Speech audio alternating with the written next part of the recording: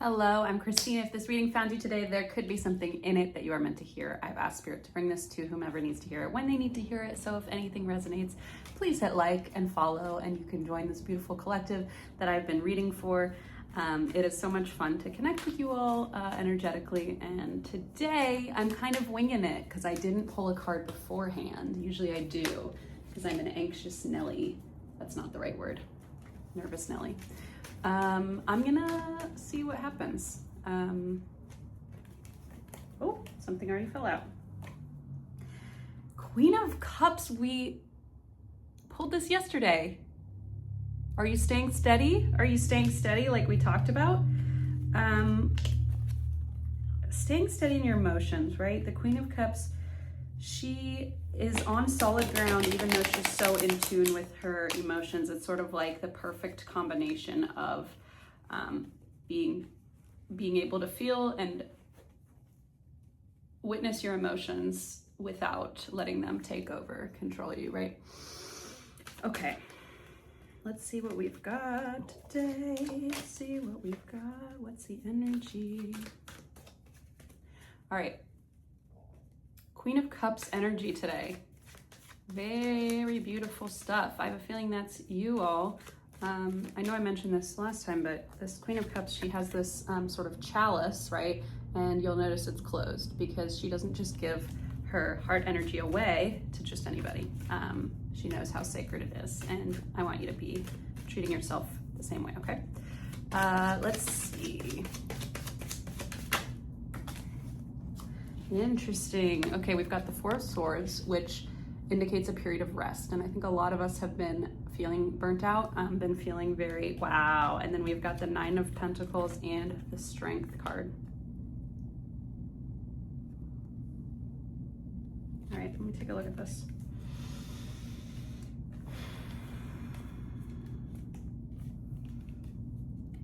Nine of Pentacles, oh my God, look, there's a little snail down here that I've never noticed.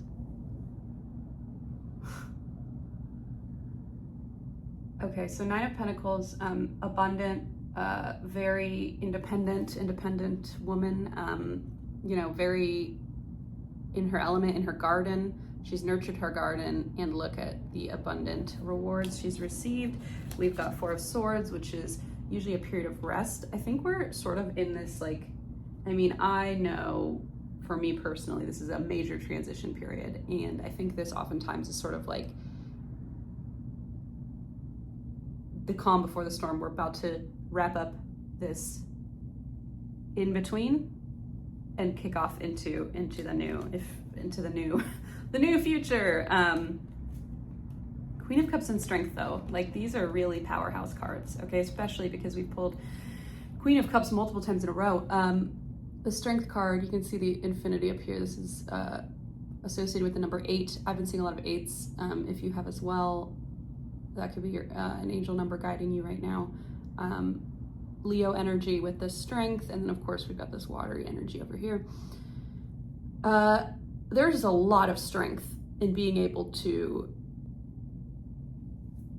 I hate to say restrain yourself, that's not the right word. It's like a becoming. Like we're in this phase of transitioning from, it reminds me of like Plato's cave. Okay, let me think of like a more maybe exciting example.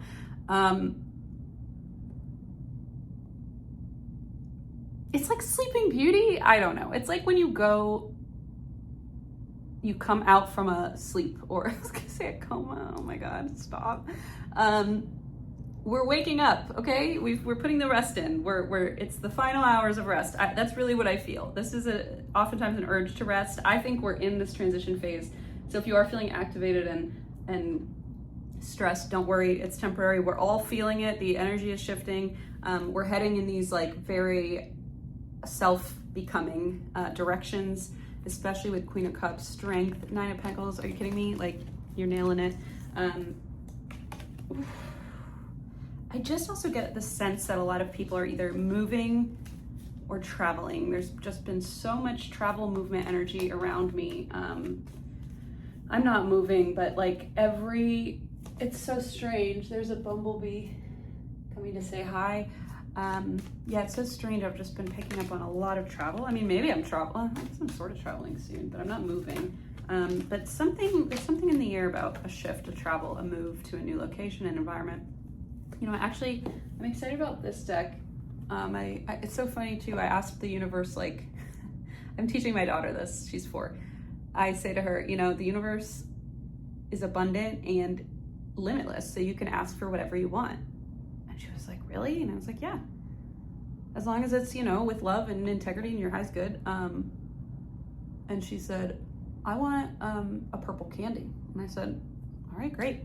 And she said, where is it? And I said, it's not our business. It's none of our business. You asked for it, 555 on the timer, indication of change. And here we go. And lo and behold, we let it go. The next day, she came home and she said, oh no, Daddy brought me a tree and we accidentally left it. And Blaze said it was the weirdest thing. I went inside back to her gymnastics class to grab it and it was gone. Like somebody had just grabbed the whole bag of snacks and it was missing. And I was like, oh, what were the snacks?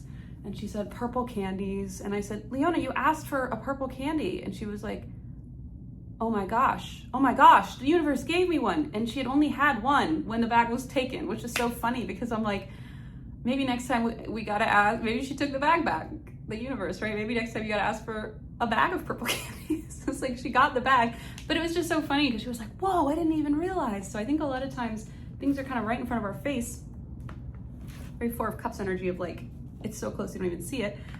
So that being said, I asked the universe just as like to kind of do this with her. The universe is abundant. It wants to work with you. It wants to help you. There's nothing too small, right? Like, I mean, if you're asking for $1 billion and just sitting around, okay, that's not what I'm talking about. So don't don't even start. But if you ask for, say, I thought to myself, I'd love a new Oracle deck, but I'm like, should I go buy one?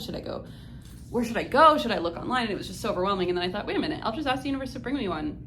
And guess what? My coworker Eva, my producer and friend, yesterday sent me a package and right on top, this beautiful Oracle deck, a new Oracle deck, Queer Animal Oracle by Ash and Chess. I have their regular Queer Tarot deck that I've used on this channel before, but the animal one is so cute. And one just fell out and it's a freaking raven. Are you joking? Look at this bad boy. These cards are unbelievably gorgeous. Okay, Raven. I'm gonna read what this is, but if you've been seeing very large birds, ooh, there's change in the air. There's change in the air. Do you feel it?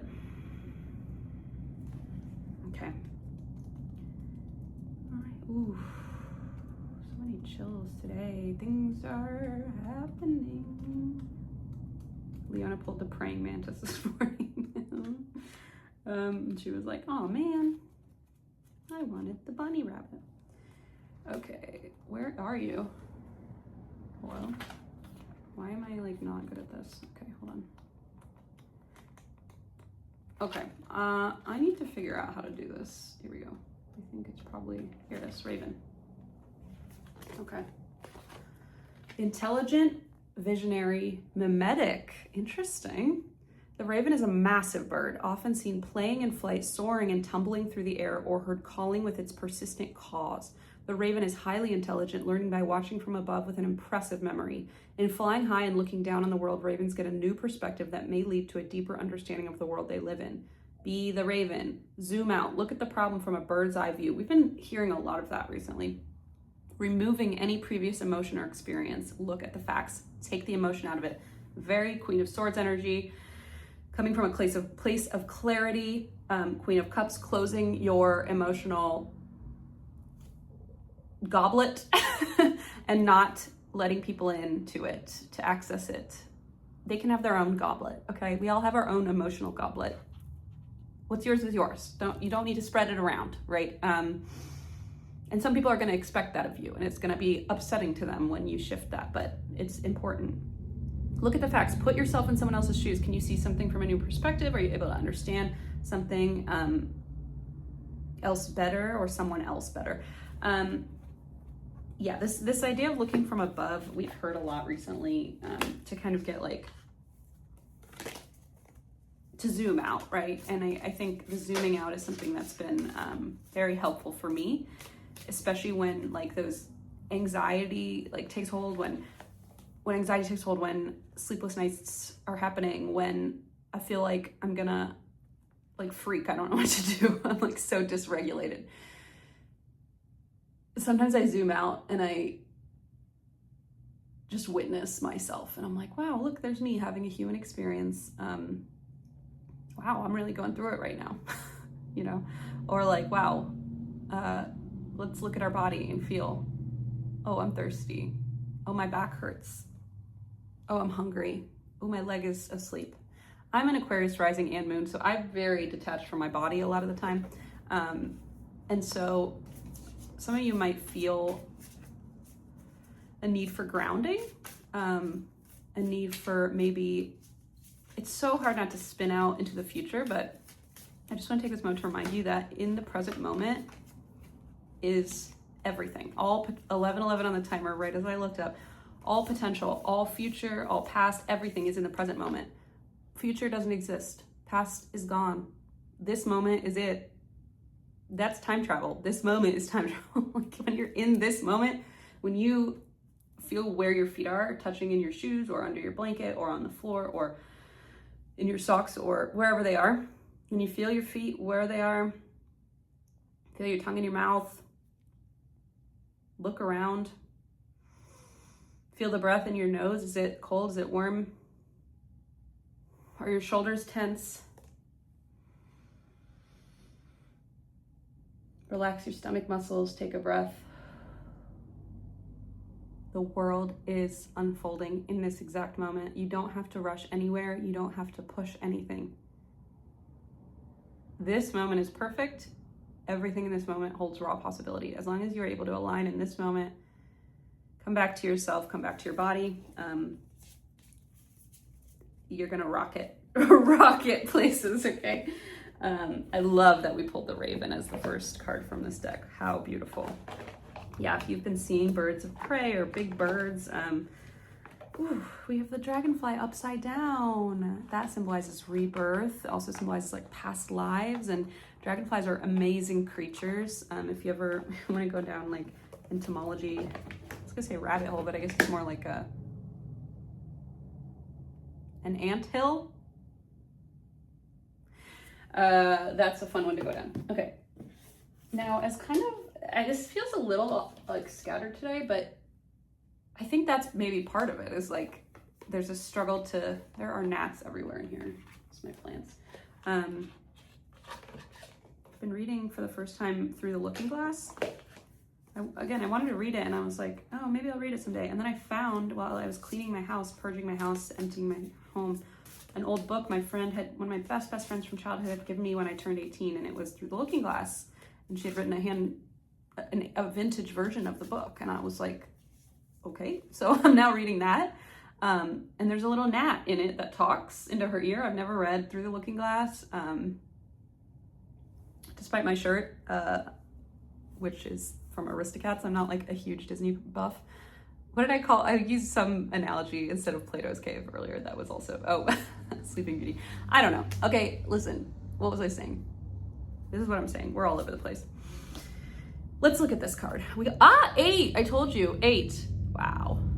Ooh, into me I see. Okay, we're coming back to ourselves. Our bodies, our energetic bodies are so important. And at this time, especially as the winds of change are kicking up, we have to remember that our bodies are all that there is and all that we have, and are right here in this moment. Stay put.